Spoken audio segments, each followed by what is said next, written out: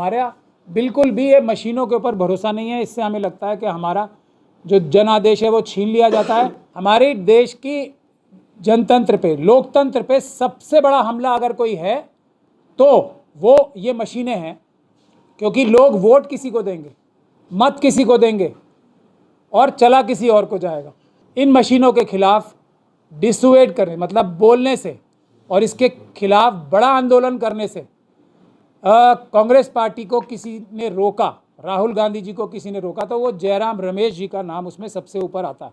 किस प्रकार से जो सुप्रीम कोर्ट में गारंटी दी थी, जो कानून है देश का चुनाव कराने का, उसका हर प्रक्रिया को धज्जियां उड़ा दी आयोग ने, राजीव कुमार जी के आयोग ने, नरेंद्र मोदी जी और अमित शाह जी के कहने पे। मैंने चिट्ठी लिख दी ऑलरेडी चुनाव आयोग को कि इसकी सभी वीडियोग्राफी आपको करानी पड़ेगी, नहीं तो मैं आपके खिलाफ क्रिमिनल कानूनी कार्रवाई करूंगा। सारी वीडियोग्राफी 90 सीटें हरियाणा में और 90 सीटों की कश्मीर की सारी वीडियोग्राफी दे दें। राजा की जान तोते में है, तो मोदी जी की आरएसएस और बीजेपी की जान इन मशीनों में है। योगेंद्र यादव जी आरएसएस के एजेंट है और ये जयराम रमेश जी आरएसएस के एजेंट है, मेरे खिलाफ इतना कर दिया, और मशीनों का तो है ही।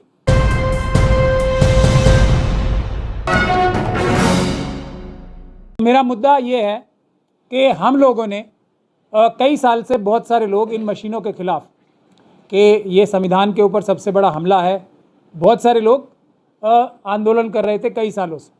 मैं भी पिटिशंस डाल रहा था, मतलब, लेकिन सड़क पे आंदोलन उतना नहीं कर रहा था। हमारे एक साथी थे जो हैं अभी भी, लेकिन जो आजकल मुखरता से हमारे साथ नहीं है, वो भी बहुत मजबूती से सड़क पे भी संघर्ष कर रहे थे और वैसे भी करने की चेष्टा कर रहे थे। लेकिन साथी का नाम तो बताइए। अभी वो आप सवाल में पूछ लीजिएगा ना। और भी बहुत सारे साथी थे, एक ही साथी नहीं है।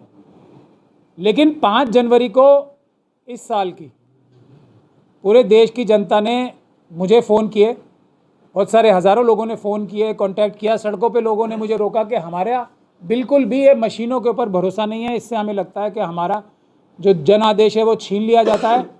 आपको हम एक ईमानदार, मजबूत, ना डरने वाला, ना लालच में आने वाला, ना बिकने वाला, ना टूटने वाला व्यक्ति समझते हैं, तो इस मुद्दे को आप लो, हम आपको ये निर्देशित करते हैं।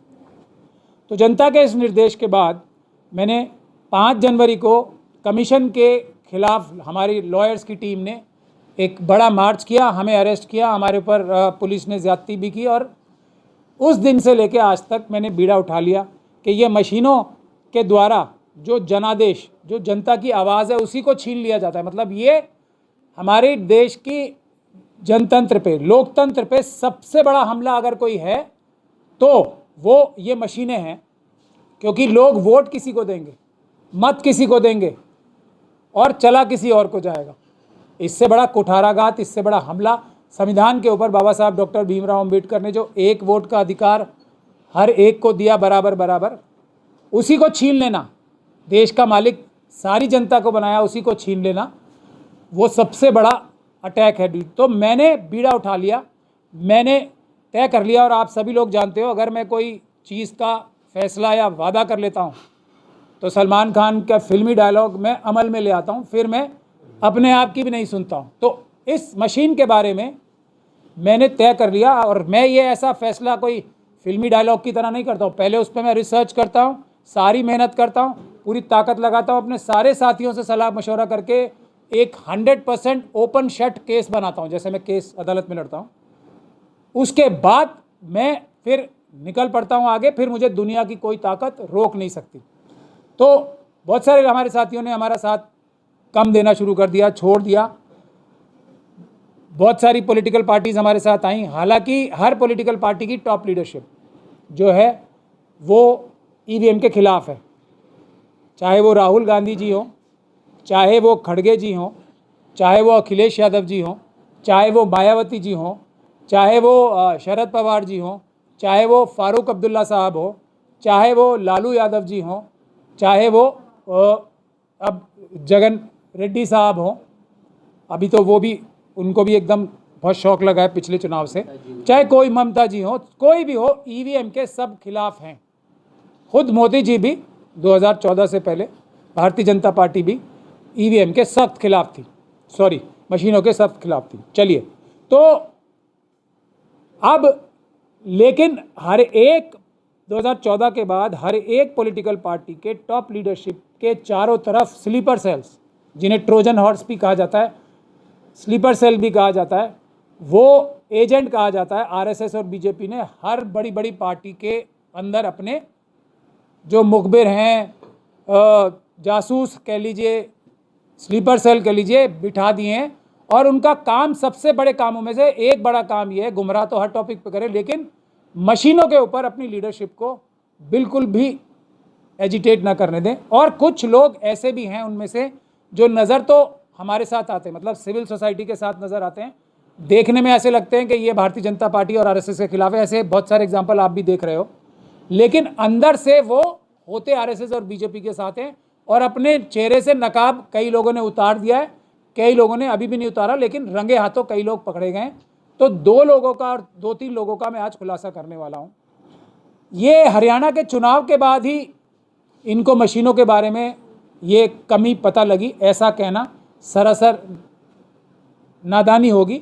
जयराम रमेश जी और उनके साथ खेड़ा जी हैं, उन लोगों ने एक प्रेस कॉन्फ्रेंस की और मशीनों के खिलाफ बहुत ज़बरदस्त तरीके से, इतना बड़ा एक तरीके से आरोप लगाया। अब ये क्यों लगाया? क्योंकि यही वो लोग हैं, जयराम रमेश जी खास तौर पे, और जो उसमें वेणुगोपाल जी का भी नाम आता है, लेकिन जो मेरी जानकारी है, राहुल गांधी जी को इन मशीनों के खिलाफ डिसुएड करने, मतलब बोलने से और इसके खिलाफ बड़ा आंदोलन करने से कांग्रेस पार्टी को किसी ने रोका, राहुल गांधी जी को किसी ने रोका, तो वो जयराम रमेश जी का नाम उसमें सबसे ऊपर आता है। और भी लोग हैं, ऐसा नहीं है। और उनके चारों तरफ और जो एक क्लोज नेट टीम है, उनका सबसे बड़ा रोल आता है, वरना ना लोकसभा में ये हालत होती चुनाव में, ना हरियाणा में होती। लेकिन हरियाणा में तो एकदम सब लोग शॉक, मतलब जैसे 40,000 वोल्ट का झटका लगा सबको। तो ये आज मैं खुलासा करने के लिए आप लोगों के सामने हूँ। तो हम लोगों ने क्या किया था? हम लोगों ने आंदोलन करके देश में इसको नंबर 1 इशू बना दिया था। क्यों? और ये बहुत मुश्किल काम था, लेकिन बहुत आसान इसलिए भी हो गया कि हम लोगों ने कदम आगे बढ़ाए और जनता ने पूरे देश में हमारा साथ दिया। बहुत ताकत लगा के नरेंद्र मोदी जी ने, राजीव कुमार जी ने, और विदेशों तक से करोड़ों करोड़ों रुपए खर्च करके लोग लेके आए, ताकि किसी तरीके से ये जो मशीनों का जो हमने सवाल उठाया है, इसको किसी तरीके से जनमानस के दिमाग से हटा दें। कुछ भी करने को तैयार है मोदी जी भी, चाहे वो पार्लियामेंट में बोलने की बात हो, चाहे वो चुनाव आयोग को बार बार, यहाँ तक के राष्ट्रपति के भाषण, राष्ट्रपति साहिबा के भाषण में भी चुनाव आयोग की तारीफ करा दी। हमने भी साइड बाय साइड कुछ काम किए जो आप लोगों के सामने बार बार आए। हमने केसेस भी फाइल किए, हमने कोर्ट से ये भी ऑर्डर कराया कि सारे चुनाव में लोकसभा के वीडियोग्राफी होगी, शुरू से लेके फर्स्ट लेवल ऑफ चेकिंग से लेके और गिनती के बाद तक, जब तक मशीनों को सुरक्षित रखा जाता है, और वो सुरक्षित रखा जाएगा। लोकसभा की सारी मशीनें हमने सुरक्षित रखने के लिए पूरा कानूनी रूप से इंतजाम कर लिया। हमने रामपुर का चुनाव अपनी, मैंने खुद अपनी रेपुटेशन सब कुछ दांव पे लगा के मैं ये चोरी, क्योंकि चुनाव आयोग जो है वो कभी मशीनें हाथ में देगा नहीं और कहता ये रहेगा कि ये ईमानदारी वाली बहुत ही सच्ची मशीनें हैं। तो हमने चुनाव तक लड़ा और सारी वीडियोग्राफी हासिल की कि किस प्रकार से इन मशीनों के अंदर घपला घोटाला, ऐसे चाहे SLU या कोई भी स्टेज हो, हर स्टेज पे चोरी डकैती करता है चुनाव आयोग और उसके अधिकारी। ये हमने वीडियोग्राफी भी सारी ले ली। इसके साथ साथ हमने अदालतों में भी केस डाले, ये साबित करने के लिए कि ये मशीनें जो हैं पूरी तरीके से झूठी हैं। और जो सुप्रीम कोर्ट को धोखा दिया था चुनाव आयोग ने, जो ADR का केस था, उसमें धोखा जो दिया था ये बोल के कि इतने बड़े महत्वपूर्ण और इतने सख्त कानून हैं हमारे इन मशीनों को इस्तेमाल करने के, कि वैसे तो मशीनें सेफ नहीं हैं, लेकिन क्योंकि हम हर जगह, हर मौके पे, हर समय एक इतना मजबूत अपना चौकीदार बिठा देते हैं कि इन मशीनों में गड़बड़ करने की गुंजाइश नहीं रहती। तो हमने रामपुर के चुनाव से और दूसरे जो चुनाव जो हमने वीडियोग्राफी ली है, एक जगह फतेहपुर सीकरी की भी ली है, उससे ये पूरी दुनिया को दिखा दिया। और मैंने बहुत सारी वीडियो आपको भी दिखाई हैं किस प्रकार से जो सुप्रीम कोर्ट में गारंटी दी थी, जो कानून है देश का चुनाव कराने का, उसका हर प्रक्रिया को धज्जियां उड़ा दी आयोग ने, राजीव कुमार जी के आयोग ने, नरेंद्र मोदी जी और अमित शाह जी के कहने पे। मेरे अलावा देवाशायम जी हैं और बहुत सारे दूसरे जो सिविल सोसाइटी के लोग हैं, उसमें एक प्यारेलाल गर्ग, डॉक्टर प्यारेलाल गर्ग है जो चंडीगढ़ से हैं, वो बहुत अच्छा एनालिसिस करते हैं हर बार। उन लोगों ने जो डेटा कलेक्ट करके इतनी अच्छी अच्छी 3 रिपोर्ट्स बनाई, उन तीनों रिपोर्टों में ये साफ तौर पे साबित कर दिया कि इसमें डेटा जो चुनाव आयोग ही दे रहा है, अपनी वेबसाइट पे डाल रहा है, उसी से ये साबित होता है कि 4,65,00,000 वोट लोकसभा में अनअकाउंटेड फॉर ज़्यादा बढ़ गए। ठीक है, और उसमें कम से कम मेरा तो ये मानना है कि 150 से भी ज़्यादा सीटों में गड़बड़ी की है भारतीय जनता पार्टी ने, लेकिन उन लोगों ने भी कहा कि कम से कम 80 सीटों पे तो बेईमानी की ही की है। ये सारी रिपोर्ट्स लोगों के दिलों में थी जब चुनाव हो रहे थे हरियाणा के और कश्मीर, जम्मू कश्मीर के। मैंने तो कार्रवाई शुरू कर दी, क्योंकि मैं तो पूरी रिसर्च करके ही कोई काम करता हूँ। मैंने चिट्ठी लिख दी ऑलरेडी चुनाव आयोग को कि इसकी सभी वीडियोग्राफी आपको करानी पड़ेगी, नहीं तो मैं आपके खिलाफ क्रिमिनल कानूनी कार्रवाई करूँगा, फौजदारी की कानूनी कार्रवाई करूँगा।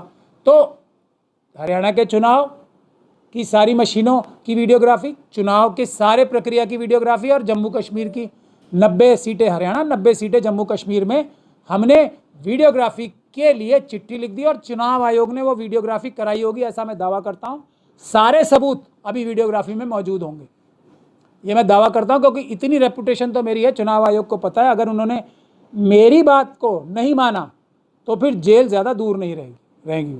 तो उन्होंने वीडियोग्राफी तो कराई होगी। अब चैलेंज ये रहेगा कि वो वीडियोग्राफी मुझे देंगे नहीं। उसके लिए भी मैंने परसों एक लेटर लिख दिया है, और मैंने वो अपने ट्विटर हैंडल पे भी डाल दिया है, जिसमें मैंने कहा है कि मुझे फॉर्म 17C से लेके सारी वीडियोग्राफी, 90 सीटें हरियाणा में और 90 सीटों की कश्मीर की सारी वीडियोग्राफी दे दें, ताकि मैं एक बार फिर पूरी दुनिया को दिखा दूं किस प्रकार से ये बेईमानी की गई है इन दोनों चुनाव में भी। हरियाणा का थोड़ा ज़्यादा लग रहा है लोगों को, जम्मू कश्मीर में भी उतनी ही गड़बड़ और धांधली हुई है इन मशीनों द्वारा। अब जीत कैसे जाते हैं ये मैं बार बार बता चुका हूँ, एक बार भी चलते चलते बता दूं कि इसमें अभी तक 20% की हेराफेरी करने का इंतज़ाम किया हुआ है, लेकिन ये इंतज़ाम और भी ज़्यादा हो सकता है, इसलिए आने वाले चुनाव में और भी ज़्यादा खतरा है।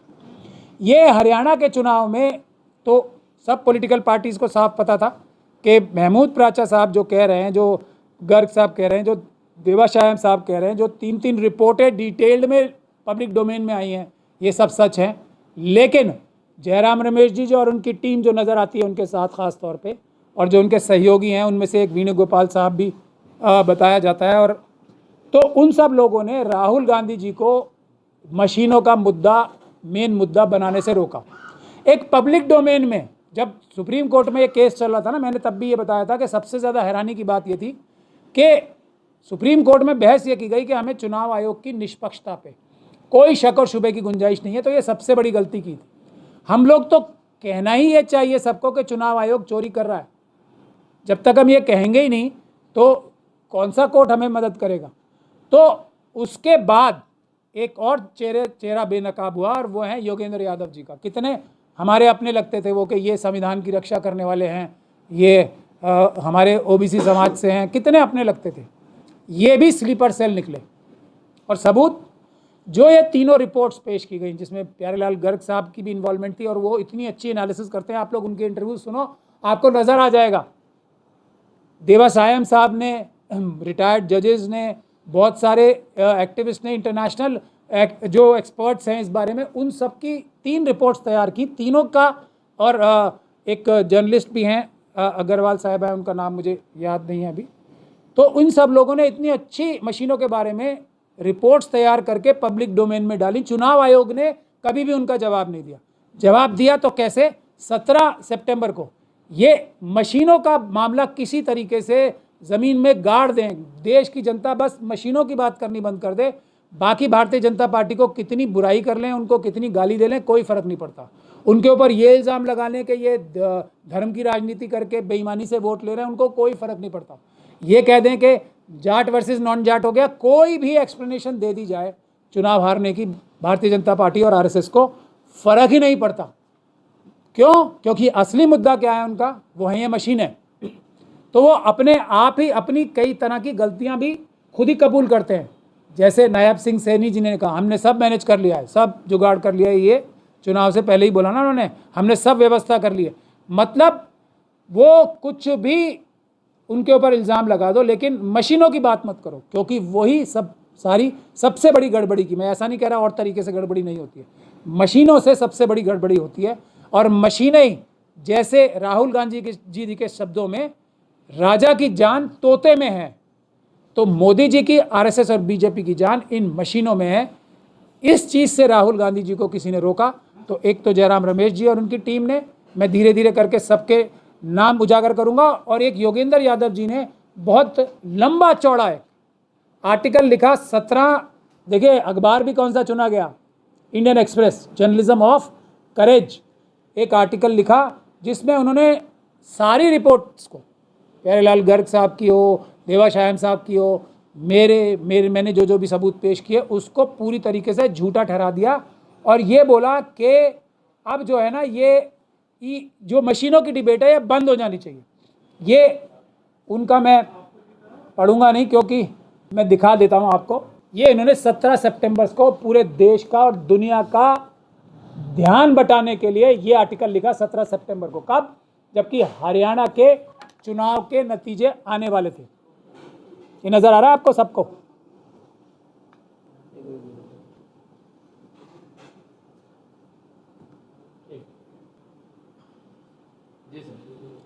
ये मशीनें जो हैं, इसकी कॉन्स्पिरेसी थ्योरीज जो बताई जा रही हैं मशीनों की, इसको दबा दो, इसको रोक दो, ये उसका लब्बुल आफ्ताब। योगेंद्र यादव जी जब ये बात कहेंगे तो लोग यकीन करेंगे, वो तो बहुत बड़े सीफोलॉजिस्ट और पता नहीं क्या क्या हैं, कहते तो अपने आप को यही हैं। फिर उसके साथ साथ जयराम रमेश जी, ये देखिए, और ये दोनों जो लंबी लंबी यात्रा कर रहे थे ना राहुल जी, उसमें साथ साथ नजर आ रहे होंगे दोनों आपको। ये कुछ कर नहीं रहे थे, सिर्फ एक ही चीज़ समझा रहे होंगे, बाकी सब में जय जयकार है राहुल गांधी जी की, लेकिन जो असली मुद्दा है उससे भटकाना है। बाकी किसी चीज़ से कोई फर्क नहीं पड़ता भारतीय जनता पार्टी और आरएसएस को, मेरा ये मानना है, और ये मैं साबित भी कर दूंगा और कर सकता हूँ। तो उसके बाद जब हरियाणा में इतना बड़ा शॉक लगा, पूरा देश जब ये कह रहा था कि किसी भी हालत में किसी भी कीमत पे, बावजूद इसके कि हुड्डा साहब ने, मैं नहीं कह रहा कि उन्होंने पार्टी के लिए बहुत अच्छा काम किया, नहीं किया, उन्होंने भी लालच आया कि अब तो आंधी चल रही है, और ये योगेंद्र यादव जी आंधी तो अपनी स्पीच में ही बता रहे थे, आंधी और पता नहीं सुनामी और पता नहीं क्या क्या बता रहे थे। तो ये जब हुड्डा साहब को लगा, मैं गलती बता रहा हूँ हुड्डा साहब की भी, उन्होंने कहा अब तो आंधी है, मैं अपने घटिया से घटिया आदमी को टिकट दिलवा दूँ, दे दूँ, तो बस रेलम पेल कर दो, उन्होंने वो किया। शैलजा जी को मेरा जो मानना है, उनको सीएम का चेहरा प्रस्तुत किया जाना चाहिए था, पर ये मैं उनको कोई सलाह नहीं दे रहा हूँ। तो ये सारे के सारे जो गड़बड़ी हुई, जो संगठनात्मक भी गड़बड़ी हुई, उसमें भी बहुत सारे लोगों ने ये जान के कि सुनामी आई हुई है, बिल्कुल रिलैक्स मोड पे डाल दिया। ये भी किसने किया? इन्हीं लोगों ने, ये योगेंद्र यादव टाइप लोगों ने बिल्कुल रिलैक्स मोड में डाल दिया, शिकायत ही मत करो, कोई दिक्कत नहीं है, आंखें बंद करो और तुम जीत गए, ये माहौल बना दिया जम्मू कश्मीर में भी। और ये दूसरा बड़ा धोखा था, क्योंकि चुनाव तो चुनाव होता है ना, लड़ाई तो पूरी होनी चाहिए थी, क्योंकि मशीनों को भी तो कुछ हद तक ज़्यादा रोका जा सकता है ना, अगर मशीनों से भी चुनाव हो तो उसको भी रोका जा सकता है। जैसे फर्स्ट फेज़ में जो चुनाव के नतीजे आए, वो आप देखिएगा उत्तर प्रदेश के, जो फर्स्ट फेज़ के जितने भी इलेक्शन हुए, फर्स्ट फेज़ का इलेक्शन, और हमने नाक में दम कर रखा था आयोग का, उसकी वजह से भी फर्स्ट फेज़ के उत्तर प्रदेश के जो नतीजे हैं वो आप लोग सब देख लीजिए। तो ऐसा नहीं है कि मशीनों को अंदर से कम ताकतवर किया जा सकता है अगर लड़ा जाए ईमानदारी से इलेक्शन। तो उसके बाद जब ये धक्का लग गया, तब अब सबको पता था कि राहुल गांधी जी, खड़गे जी, टॉप लीडरशिप पूछेगी, तो किसी और के बगैर बोले सबसे पहले जयराम रमेश जी ने अपने खेड़ा साहब के साथ मिलके एक प्रेस कॉन्फ्रेंस करके मार दी कि जी मशीनों में गड़बड़ है 99%, और ये, अरे भाई ये तो मैं पहले से ही बोल रहा था, अब पछताए होत क्या है जब चिड़िया चुग गई खेत। ये उन्होंने अपनी जान बचाने के लिए, या कोई उनसे सवाल ना करे कि भाई असली गड़बड़ तो इधर से हुई है ना, जब वरना एक्सप्लेनेशन ही नहीं मिल रही कोई। भले ही कुछ भी हो जाता, कितना भी भीतरघात, पब्लिक इतने खिलाफ थी बीजेपी और आरएसएस के, और बहुत सारे लोगों ने एनालिसिस की है कि ये तो जब भारतीय जनता पार्टी 240 सीटें जीती है मोदी जी की पूरी ताकत लगा के, जब भी लोकसभा में इतने परसेंटेज नहीं आए, आज तक कभी उनकी क्लियर मेजॉरिटी नहीं आई हरियाणा में, अब कैसे आ गई, ये सब रीजंस दे रहे हैं। तो अब एक ही वजह बचती है, मशीनें। तो मशीनों के खिलाफ इनसे सवाल ना किए जाएं, इसलिए एज एन आई वॉश धोखा देने के लिए राहुल गांधी जी को और लीडरशिप को एक बार फिर स्वयं ही इसके खिलाफ प्रेस कॉन्फ्रेंस कर दी और एक टूटा फूटा सा लेटर लिख दिया। किसको? अब आप देखिए, जो चोरी कर रहा है उसको लेटर लिख के ये बोलोगे कि आप ये चोरी हो रही है, इसको रोको, तो वो क्या कहेगा? चोर क्या कहेगा? यहाँ तो कोई चोरी नहीं हुई। और ये लेटरबाजी करने से आरएसएस और बीजेपी को कोई फर्क पड़ता है क्या? इस गलतफहमी में जी रहे हैं ये जयराम रमेश साहब और ये जितने भी उनके साथी सहयोगी हैं।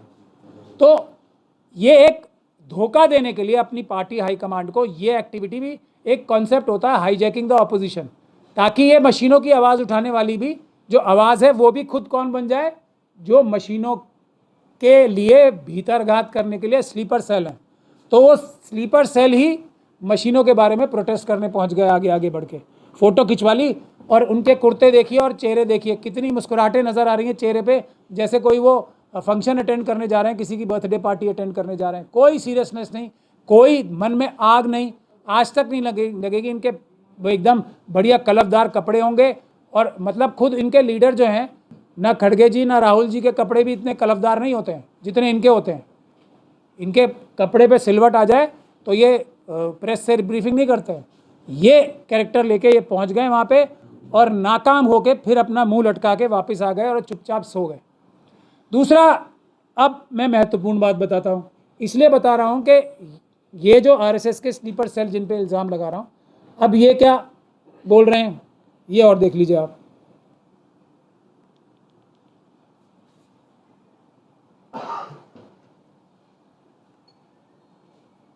समाप्त होने के बाद उनसे कुछ किया, कभी गंभीर आरोप है, मैं नहीं कह रहा हूं। ये योगेंद्र यादव जी क्या कह रहे हैं आप, जब ये हैरानी वाला रिजल्ट आ गया?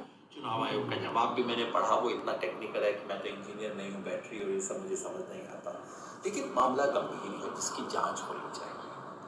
तो पहली बात तो मैं कहना चाहता हूँ ये कि चुनाव आयोग की जिम्मेवारी बनती है कि इस सब के बारे में देश को आश्वस्त करें। बता दीजिए बता दीजिए, और जनता को दिखे कि निष्पक्ष है, दोनों जरूरी है। ये चुनाव आयोग कुछ समय से ऐसे काम नहीं कर रहा है, जनता के सामने पूरी स्थिति साफ करना। अब ये व्यक्ति किसानों के बारे में भी बोल रहे हैं, सारी चीजें एक, ये किसानों के लिए भी बहुत बड़े आंदोलनकारी बनते हैं, जाके हर जगह पहुंच जाते हैं ना ये, और प्रेस के माध्यम से, और जो एक स्टैंडर्ड तरीका है जो ये क्रिमिनल मीडिया पे आता है, टेलीविज़न पे, मेरा तो फॉर्मूला आप सबको पता ही है। जो भी व्यक्ति मुखरता से एक क्रिमिनल मीडियम्स पे दिखाया जाता है टेलीविज़न पे और अखबारों में, वो एजेंट होता है आरएसएस का। ये तो आप लोगों को मैं हज़ारों बार बता चुका हूँ, और उसके ये फार्मूला ऐसा है जिससे सबसे पहले आरएसएस का एजेंट पकड़ा जाता है। बहुत मुखरता से उसकी पब्लिसिटी होती है, डायरेक्टली इनडायरेक्टली उसकी टीवी पे ज़रूर नज़र आते हैं मुखरता से, तो ये भी महाशय नज़र आते हैं। तो इसीलिए ये किसान आंदोलन के भी बड़े वो आंदोलनकारी बढ़ गए, और जब सरकार ने हमला करा दिया किसानों पे, तो अपने पल्ला झाड़ के कोने में खड़े हो गए कि हमारा कोई मतलब नहीं है, हिंसा तो सरकार करती है ना। तो ये तब एक भीतरघात का काम करते हैं, एक बात। दूसरा, इस चुनाव के भी मशीनों के बारे में भी इन्होंने अभी तो बोला ना, मैं तो कोई इंजीनियर नहीं हूँ, साफ बोल रहे हैं जी। अब ये मशीनों में क्या गड़बड़ हुई, वो बड़े सीरियस आरोप हैं, और मुझे तो सुनामी लग रही थी, मतलब कांग्रेस के लोग जो हैं वो सो जाएं, सुनामी है सो जाओ, और लूट मचा दें, जिनकी ताकत चल रही है वो टिकटें लूट लें, सब लूट लें, ये कैंपेन कर रहे थे। तो कांग्रेस का नुकसान करने के लिए सबसे आगे ये भी रहे चेहरे, और अब क्या कह रहे हैं कि मशीनों में गड़बड़ है, चुनाव आयोग को कुछ देखना चाहिए। मैं तो इसका टेक्निकल इंजीनियर हूँ नहीं, मुझे तो कुछ समझ में नहीं आता। भाई तुम्हें समझ में नहीं आता तो इंडियन एक्सप्रेस में तुमने इन मशीनों के खिलाफ इतना बड़ा आर्टिकल लिख दिया, और उससे भी मज़ेदार बात यह, देवाशायम साहब ने कोशिश की इसका एक काउंटर देने की। देवाशायम साहब को अब सब लोग जानते हैं। इंडियन एक्सप्रेस ने, जर्नलिज्म ऑफ करेज ने उनका आर्टिकल छापने से मना कर दिया, ताकि ये चीज़ एक्सपोज ना हो जाए कि योगेंद्र यादव साहब ने कितना बड़ा धोखा देश के साथ किया है, कितना बड़ा झूठ मशीनों के बारे में बोला है, जबकि अब वो खुद कह रहे हैं मैं तो इंजीनियर नहीं हूँ। अरे भाई तुम इंजीनियर नहीं हो तो क्यों क्यों मशीनों के बारे में बोल रहे हो? हम लोग भी इंजीनियर नहीं हैं, लेकिन हम पढ़े लिखे तो हैं, और ये तो बहुत छोटी छोटी है, कोई भी रिसर्च करके बता देगा। एलन मस्क को तो देखा होगा आपने, जो इस कंप्यूटरॉनिक्स का सबसे बड़ा इस वक्त व्यक्ति माना जाता है, उसकी तो सारी की सारी बिजनेस ही कंप्यूटर पे बेस्ड है। वो जब ये कह रहे हैं, हमारे आंदोलन के बाद एलन मस्क साहब ये कहने पे मजबूर हो गए, या उन्होंने एक अपना ओपिनियन दिया कि भाई पेपर बैलेट से चुनाव होना चाहिए। इतना भी नहीं देखते थे योगेंद्र यादव जी, चाहे 17 सितंबर को ये आर्टिकल लिखने से पहले, कि पूरी दुनिया में कहीं ईवीएम से चुनाव नहीं होते, सॉरी ये मशीनों से चुनाव नहीं होते, ये नहीं देखते थे। ये सब जानते हैं ये एजेंट है। और इसका सबूत यही है कि ऑप इंडिया ने, एक और सबूत लीजिए, ऑप इंडिया, मेरे पीछे तो आरएसएस ने दर्जनों लोग लगा रखे हैं ना, देश में भी और विदेश में भी, हर तरीके से मुझे डराने के लिए, टैकल करने के लिए, मेरे बारे में नेगेटिविटी फैलाने के लिए। तो ऑप इंडिया तो आप सब जानते हैं किसका पत्र है, बुक पत्र है, आरएसएस का। ऑप इंडिया ने तुरंत मेरे ऊपर एक आर्टिकल लिख मारा, ज़बरदस्त, लंबा चौड़ा, आप लोग देख लीजिएगा सब। तो और कौन सा सबूत चाहिए? योगेंद्र यादव जी आरएसएस के एजेंट है, और ये जयराम रमेश जी आरएसएस के एजेंट है, मेरे खिलाफ इतना कर दिया। और मशीनों का तो है ही, तोते में जान, तोता ही तो है मशीनें। तो अब राहुल गांधी जी के साथ ये हुआ है, कांग्रेस पार्टी के साथ ये हुआ है कि किसान जो है खेती करे, और जो ट्रैक्टर होते हैं ना, जो खैर ट्रैक्टर नहीं मैं बोलता हूँ, वो टेम्पू का शब्द प्रधानमंत्री जी ने एक बार इस्तेमाल किया था। टेम्पू में किसानों ने, यानी कि वोट, जनता ने अपने वोट, किसानों ने अपना अनाज जो उगाया इतनी मेहनत करके, वो डाल दिया टेम्पू में। टेम्पू वाले को ये कहा, टेम्पू वाला कौन हुआ? आयोग, राजीव कुमार जी और उनके साथी। उसको ये कहा कि जी ये वाले गोदाम में डाल देना जाके। उसने कांग्रेस के गोदाम में ना डाल के जो अनाज उगाया, इतनी मेहनत करके हज़ारों किलोमीटर चल के राहुल जी ने और दूसरे लोगों ने जो एक खेती की, वो जो टेम्पू है वो चोर था, टेम्पू का ड्राइवर। कौन? राजीव कुमार जी और उनके दूसरे जो ऑफिसर्स हैं। उन्होंने कांग्रेस के गोदाम में डालने की जगह वोट जो है ले जाके डाल दिए कहाँ?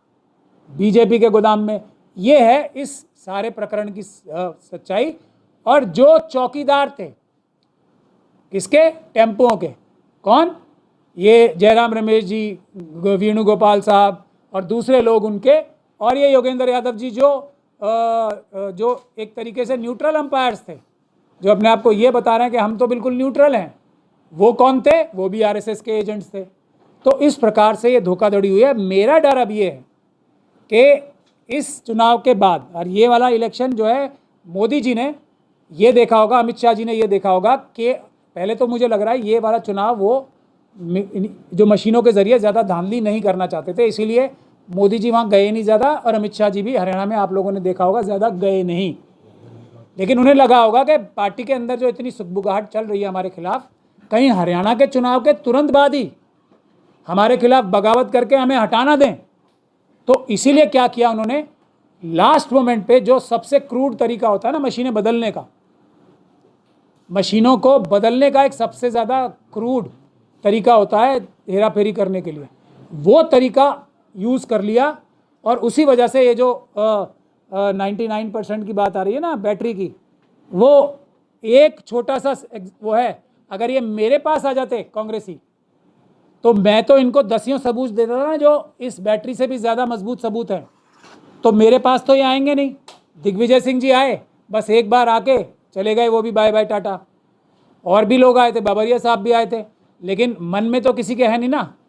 तो बात यह है कि ये हाफ हार्टेड बातें, और हम लोगों ने दिग्विजय सिंह साहब ने हमें ज्वाइन किया था सुप्रीम कोर्ट में, जो हमने प्रदर्शन किया था मशीनों के खिलाफ, फिर गए कहाँ?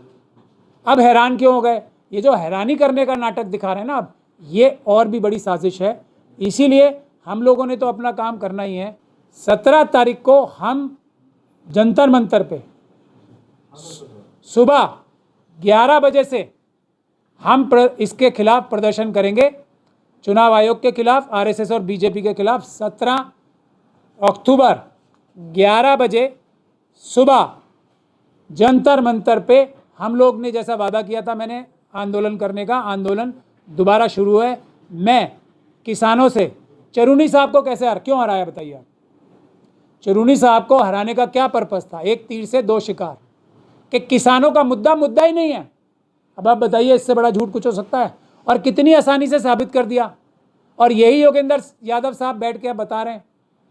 इसका मतलब तो किस तरीके से इनडायरेक्टली ये समझा रहे हैं कि ये झूठे किसान बैठे हुए हैं, ये योगेंद्र यादव जी समझा रहे हैं। फिर ये कहते हैं कि हम इन्हें आरएसएस का एजेंट ना बोलें, तो ऐसा कैसे होगा? मैं तो आरएसएस के एजेंट एक्सपोज करने का एक्सपर्ट माना जाता हूँ ना। मैंने हमारे एक मौलाना थे, वो महमूद मदनी साहब, उनके बारे में 5 साल पहले बोला ये एजेंट है। आज पूरा देश क्या कह रहा है? महमूद मदनी जो हैं वो आरएसएस के एजेंट हैं। 5 साल लगे समझने में। तो मैं ये नहीं चाहता कि राहुल गांधी जी को और जो दूसरी पॉलिटिकल पार्टीज़ हैं हमारी, सपा को, बसपा को, एनसीपी को, शिवसेना को, और ख़ास तौर पे बड़े एक शिकार हैं इनके दो और, नवीन पटनायक जी और वाईएस जो जगन मोहन रेड्डी साहब हैं ना, उनके फादर तो मेरे दोस्त थे जब मैं कांग्रेस में था। तो ये लोग भी बड़े शिकार हैं इस मशीनों के। तो इन लोगों के अंदर जो एजेंट बिठा रखे ना, इनको बहकाने के लिए कि नहीं मशीनें ठीक हैं, इसमें कोई गड़बड़ नहीं है, इसका इशू नहीं उठाना चाहिए, ये लोग सब समझ जाएं। 5 साल का इंतज़ार न करें, बहुत देर हो जाएगी। अगर महाराष्ट्र में, अगर झारखंड में, अगर दिल्ली में, अगर बिहार में ये मशीनों के द्वारा चुनाव जीते, और जो जीते जाएंगे मैं बता रहा हूँ अभी से, तो हम लोग तो अपना आंदोलन कर रहे हैं। हमने सारे इसके बारे में पूरी डिटेल्ड में ए से लेकर जेड तक सब रिसर्च भी कर रखी है। हमारे पास एक एक तोड़ है कि ये मशीनों से भी चुनाव होता है, तो उसको, उसकी ताकत को कम से कम कैसे कर दिया जाए, उसके जहर को कम से कम कैसे कर दिया जाए, उसका भी इंतज़ाम है। तो हमने तो अपना आंदोलन शुरू कर दिया, लेकिन पॉलिटिकल पार्टीज़ जो अपोजिशन की पार्टीज़ हैं उनके ऊपर भी देश की जनता नाराज़ है। मैं साफ साफ बता रहा हूँ। जैसे भारतीय जनता पार्टी जो रूलिंग पार्टी है, उसके लिए देश की जनता नाराज़ है उनसे, तो उससे बराबर ही या उससे भी ज़्यादा ऑपोजिशन के खिलाफ हमारा गुस्सा है, क्योंकि हमने, देश की जनता ने, ऑपोजिशन पार्टीज जो हमारी नौकर हैं, Bharatiya Janata party ruling party की तरह, उसकी भी जिम्मेदारी लगाई थी कि ये बेईमानी रोको आप। और कांग्रेस पार्टी, इंडिया गठबंधन जो है वो पूरी तरीके से नाकाम हुआ है इन मशीनों को रोकने में। तो हमारी नाराज़गी उनकी तरफ से भी, इसमें बहानेबाजी नहीं चलेगी। आप लोग आएँ, वरना हम आप लोगों के भी खिलाफ बोलना शुरू करेंगे, ये मशीनें रोकें। और आज की तारीख में भी कानून क्या है? पेपर बैलेट से चुनाव होने का कानून है, मशीनों से चुनाव होने का कानून ही नहीं है। आए, हमसे समझे जो बात समझ में नहीं आती। हम कोई आपसे फीस नहीं चाह रहे, हम कोई आपसे कोई लालच नहीं है। हमारा लालच असल में एक ही लालच है हमारा, कि हम भारत के संविधान को बचाना चाहते हैं। हम भारतीय जनता पार्टी और आरएसएस को भारत का संविधान खत्म करके मनुस्मृति लागू करने से रोकना चाहते हैं। और इसके लिए भारतीय जनता पार्टी से भी ज़्यादा जिम्मेदार ये ऑपोजिशन पार्टीज़ हैं, जो कि जनता की इस आवाज़ को नहीं सुन रहे हैं, या सुनकर भी अपनी ताकत नहीं लगा रहे हैं, अपने कंफर्ट जोन में अपने आरामदेह ज़िंदगी गुजार रहे हैं।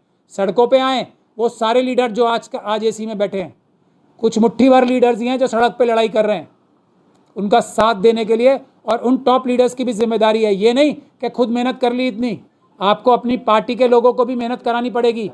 और जो लोग मेहनत नहीं करते, जो लोग गद्दार हैं, जो पार्टी से गद्दार है, और पार्टी से भी बड़ा कोई राहुल गांधी जी, कांग्रेस पार्टी, मायावती जी, अखिलेश जी, शरद यादव, पवार जी, लालू यादव जी देश से ऊपर नहीं है। इन लोगों को सबको सड़कों पे आना पड़ेगा। ये देश की जनता की आवाज़ है। ये मशीनें हटाएं। उसके बाद मैं ये नहीं कह रहा कि पेपर बैलेट से 100% निष्पक्ष चुनाव होंगे, लेकिन चोरी डकैती डालने की ताकत कम हो जाएगी। पेपर बैलेट से बूथ लूटे जा सकते हैं, और वो भी आजकल में और मुश्किल होगा। आजकल के दौर में जब फेजेस में चुनाव होते हैं बहुत ज़्यादा, और जो वीडियोग्राफी होती है, बहुत मुश्किल है बूथ कैप्चरिंग भी करना। लेकिन मशीनों से तब पूरे की पूरी कॉन्स्टिट्यूएंसीज, पूरे के पूरे राज्य लूट लिए जाते हैं, बूथ कैप्चर हो जाते हैं। तो पेपर बैलेट से ही चुनाव होना है, वही कानूनी तरीका है। इसीलिए हमारा यही आह्वान है कि 11 बजे 17 तारीख को ज़्यादा से ज़्यादा इस आंदोलन में शामिल हों। अब ये लड़ाई करो या मरो की हो गई है। इसके बाद देश में संविधान नाम की वस्तु ख़त्म करने का सबसे बड़ा कदम होगा अगर ये मशीनों से चुनाव होते हैं। इसीलिए मैं सभी पॉलिटिकल पार्टी से, सारे किसान नेताओं से, सब आपके आंदोलन बेकार हो जाएंगे। ये योगेंद्र यादव जी जैसे लोग भीतर घात करके ख़त्म कर देंगे। और भी बहुत सारे तरीके हैं। अगर मशीनों को नहीं रोका गया, चुरूनी साहब के इतने वोट आने चाहिए थे, बेवकूफ़ समझते हैं हमें, ये मशीनों के वोट हैं। तो ये जो है, इसलिए आंदोलन की तैयारी करें और आएँ। ये आंदोलन तब तक चालू रहेगा जब तक जो कानून है आज का देश का पेपर बैलेट से चुनाव कराने का, उससे चुनाव दोबारा शुरू नहीं होते। जो मशीनों से चुनाव होते हैं वो गैर कानूनी है, बेईमानी है, चोरी है, डकैती है। जो व्यक्ति इस बात में हमारे साथ नहीं है वो बेईमान है या नासमझ है। इसके अलावा कोई एक्सप्लेनेशन नहीं हो सकती। बहुत बहुत धन्यवाद, आप लोगों ने मेरी बात सुनी। अब आप सवाल